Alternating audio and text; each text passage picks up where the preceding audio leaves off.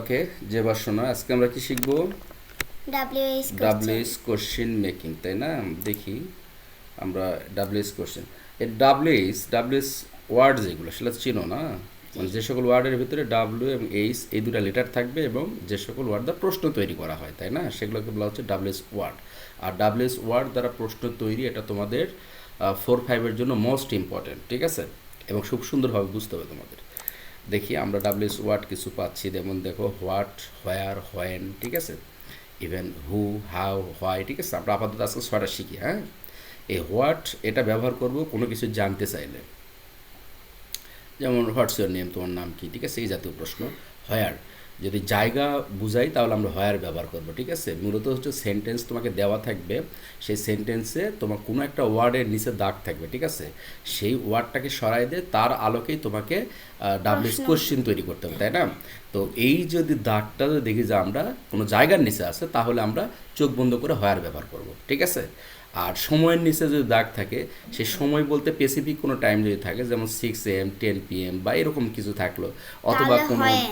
দিনের নামের নিচে দাগ আছে, কোনো মাসের নামের নিচে দাগ আছে, বছর আছে, ঠিক আছে, এরকম যদি বুঝাই তাহলে আমরা, বা সকালবেলা বিকেলবেলা এরকম, ঠিক আছে, মর্নিং, ইভিনিং, আফটারনুন, যাই থাক না কেন, সময় যদি আমি বুঝতে পারি হোয়েন ব্যবহার করবো, ঠিক আছে। আর হুটা হচ্ছে কোনো ব্যক্তির নিচে যদি দাগ থাকে তাহলে আমরা হু ব্যবহার করবো, ঠিক আছে। ব্যক্তিকে সরাই দেবো, হু বসাই দেবো, ঠিক আছে।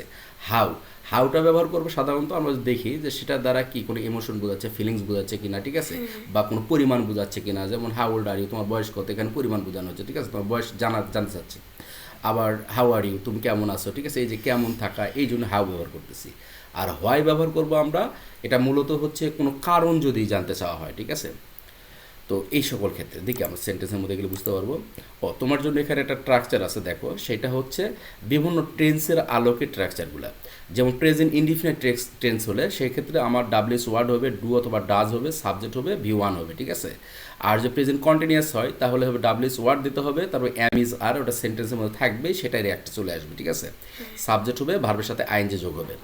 আর যে পাস্ট ইনডিফিনাইট হয়, দেখো ডাব্লিউএস ওয়ার্ড হবে, ডিড হবে, সাবজেক্ট হবে, V1 হবে, ঠিক আছে।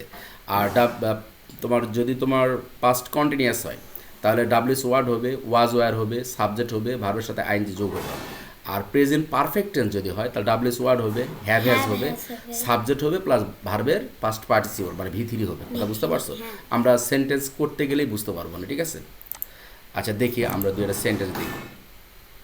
দেখো কি লেখা আছে, Kazi Nazrul Islam is our is our national poet. Kazi Nazrul Islam আমাদের জাতীয় কবি, ঠিক আছে। তাহলে কার নিচে দাগ আছে? কাজী নজরুল ইসলাম, তাই না?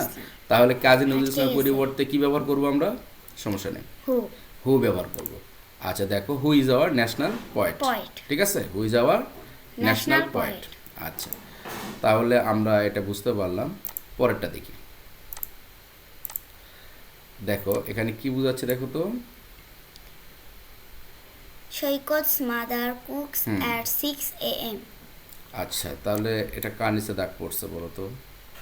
6 AM. 6 AM, তাই না? তাহলে কি হবে বলো তো? তাহলে এখানে হয়েন বসবে। কি বসবে? হয়েন। আচ্ছা, তাহলে আমরা দেখি অ্যান্সার দেখি। দেখো কি লেখা আছে উত্তরে, দেখো তো। When does does সৈকত's Shoykot's mother cook? cook? ভুল কোথায় করবো তোমরা? ভুল তোমরা করো হচ্ছে এই সকল জায়গায়, দেখো যে কুকস আছে, এখানে কুকস রেখে দেয়, ঠিক আছে। এটা অলরেডি ডাজ ব্যবহার করে ফেলছে, এই জন্য শুধুমাত্র কুক হবে, বেস ফর্ম হবে, ঠিক আছে। ক্লিয়ার তো? হ্যাঁ। আচ্ছা, আর একটা সেন্টেন্স দেখি। রহিম কামস ফ্রম ঢাকা। রহিম ঢাকা থেকে আসছে, ঠিক আছে। তাহলে কার নিচে জায়গা দাগ আছে দেখো তো? ঢাকা। ঢাকার নিচে দাগ আছে। তাহলে সেক্ষেত্রে কি হবে বলো তো? তাহলে এই ক্ষেত্রে হোয়ার। কি বসবে? হোয়ার বসবে। হোয়ার। তাহলে বলো তো সেন্টেন্সের ইয়ে কি আসবে বলো, কি হবে বলো? Where does Rahim come? Come from, right? হ্যাঁ, কাম ফ্রম। আচ্ছা, where does Rahim come from, ঠিক আছে, ধন্যবাদ তোমাকে। আচ্ছা, পরেরটা দেখো তো কি হয় এটা। দ্য টর্টোরিস ওয়ালকেড ল উচ্চারণ নিয়ে আসতে হবে না, ও। সাইলেন্ট লেটার, ঠিক আছে। ওয়াকড। ওয়াকড স্টিডিলি, ঠিক আছে। হ্যাঁ। তাহলে কিভাবে দৌড়াচ্ছিল সে? ধারাবাহিকভাবে, হ্যাঁ। মানে একইভাবে হাঁটছিল। দৌড়াচ্ছিল, ঠিক আছে, একইভাবে দৌড়াচ্ছিল। হ্যাঁ। তাহলে সেই ক্ষেত্রে আমার হাউ ব্যবহার করতে হবে, ঠিক আছে। হ্যাঁ, how how did the did the tortoise walk, tortoise walk? ঠিক আছে, সুন্দর। পরেরটা দেখি আমরা। Sakib is a student. Sakib কি একজন ছাত্র? একজন ছাত্র। তো এই কি দিয়ে প্রশ্ন করলে কি আসবে? হোয়াট। হোয়াট আসবে। তাহলে What তোমার is হচ্ছে Sakib? What is Sakib. Sakib. What is Sakib. Sakib, right. আমরা দেখি উত্তর দিই, হোয়াট ইজ সাকিব, রাইট। পরেরটা দেখি, দ্য পিকচার ইজ বিউটিফুল। ছবিটা কেমন? তাহলে ছবিটা কেমন হবে? তাহলে how. How is the picture? Picture. How is the picture, right. পরেরটাতে যাই, Seema is in class 5। Seema পঞ্চম শ্রেণীতে পড়ে, তাই তো? হ্যাঁ হ্যাঁ। কোন শ্রেণীতে পড়ে? এই কোন কোন শ্রেণীতে পড়ে? শ্রেণীতে হুইস? Which which class class is is- Seema in? Okay fine. The name of our country is Bangladesh. আমাদের দেশের নাম বাংলাদেশ। বাংলাদেশ। কি জানতে চাওয়া হয়েছে না? হ্যাঁ, দেশের তাহলে নাম? What. What is the name of our country? Right. আচ্ছা, দেয়ার আর 12 মান্থস ইন এ ইয়ার। হ্যাঁ, একটা বছরে কয় মাস? 12 মাস। 12 মাস। তো এই যে কত মাস, কত কিছু পরিমাণ জানতে চাওয়া, ঠিক আছে, এগুলো করলে কি হবে? এগুলো করলে হবে how. How many months are there in a year, ঠিক আছে? ওকে, জি বসুনা, ধন্যবাদ তোমাকে ক্লাসে থাকার জন্য।